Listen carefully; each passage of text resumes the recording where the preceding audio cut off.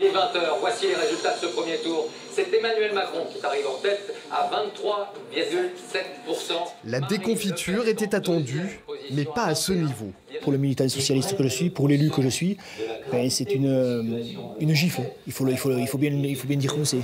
Une gifle aggravée par le gros score du Front National sur le département.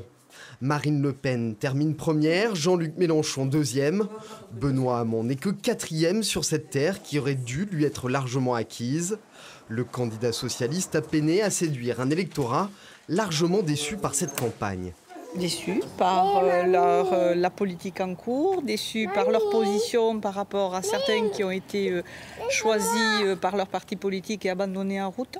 Très déçus. Il y en a très peu qui proposent un programme concernant vraiment les ouvriers, les Français. C'est toujours plutôt pour les riches, etc. Dès les résultats connus, les responsables socialistes audois ont appelé à voter Macron au second tour. Mais déjà, les premières critiques sur la campagne du candidat Hamon se font entendre. Je crois qu'on aurait dû commencer le début de la campagne par rassembler les socialistes. Ils n'étaient pas rassemblés, il fallait fermer la parenthèse de l'élection primaire avant d'élargir. Ces élections le confirment, le PS n'est plus le premier parti politique de l'Aude, remplacé par un Front National en progression constante.